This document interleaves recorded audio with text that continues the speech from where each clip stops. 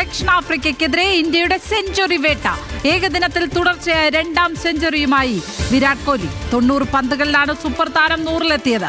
Ruturaj ഗെയ്ക്വാദും century നേടി. ഖിലാഫ് അഹമ്മദ് ചേരുന്നു കൂടുതൽ വിവരങ്ങളുമായി. ഖിലാഫ്, കരിയറിന്റെ അവസാന കാലത്ത് അങ്ങനെ ക്ലാസിക് ഇന്നിംഗ്സുമായി വിരാട് കോഹ്ലി വിമർശകർക്ക് മറുപടി കൊടുക്കുകയാണല്ലേ? തീർച്ചയായും ലക്ഷ്മി സൂചിപ്പിച്ചതുപോലെ തന്നെ വിമർശകർക്കുള്ള ഒരു മറുപടി തന്നെയാണ് കോഹ്ലി ഈ ഒരു അവസാന കാലത്ത് ഓരോ ഇന്നിങ്സിലൂടെ നമുക്ക് ഇപ്പോൾ പുറത്ത് കാഴ്ചവെക്കുന്നത്. നമുക്കറിയാം, തുടർച്ചയായ 2ാമത്തെ സെഞ്ചുറിയാണ് കോഹ്ലി നേടുന്നത്. ഇതിൽ കൂടാതെ തന്നെ ഈ ഒരു താരത്തിൻ്റെ ഈ കഴിഞ്ഞ മത്സരങ്ങളിലെ ഫോം എന്ന് പറയുന്നത് ഒരു മികച്ച രീതിയിൽ തന്നെയാണ്. ഓസ്ട്രേലിയക്കെതിരെ അർദ്ധ സെഞ്ചുറി നേടുന്നു, പിന്നാലെ ദക്ഷിണാഫ്രിക്കയ്ക്കെതിരായ ഏകദിനത്തിൽ റാഞ്ചി ഏകദിനത്തിൽ സെഞ്ചുറി നേടുന്നു, പിന്നാലെ റായ്പൂർ ഏകദിനത്തിലും താരം സെഞ്ചുറി നേടുന്നു. ഇതിൽ എടുത്തു പറയേണ്ടത് താരത്തിൻ്റെ 84ാമത്തെ സെഞ്ചുറിയാണ്. കരിയറിലെ നോക്കുകയാണെങ്കിൽ 84ാമത്തെ സെഞ്ചുറിയാണ്. ആ ഒരു 84ാമത്തെ സെഞ്ചുറി 90 പന്തുകളിൽ നിന്നാണ് താരം നേടിയത്. കൂടാതെ ഏകദിനത്തിലെ 53ാമത്തെ സെഞ്ചുറിയാണ് താരം നേടുന്നത്.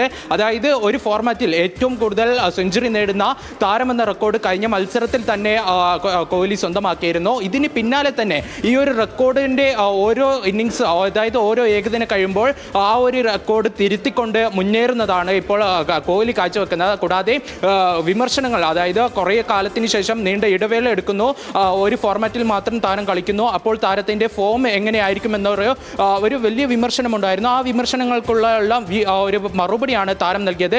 കൂടാതെ നമ്മൾ ഇതിൽ എടുത്തു പറയേണ്ടത് ഋതുരാജ് ഗെയ്ക്വാദിൻ്റെ ഒരു ഇന്നിങ്സ് ആണ്. ഈ ഋതുരാജ് ഗെയ്ക്വാദിൻ്റെ ഇന്നിങ്സിൽ ഒരു മികച്ച ഒരു പ്രകടനം, അതായത് താരത്തിൻ്റെ ആദ്യ കന്നി ഏകദിന സെഞ്ചുറിയാണ്.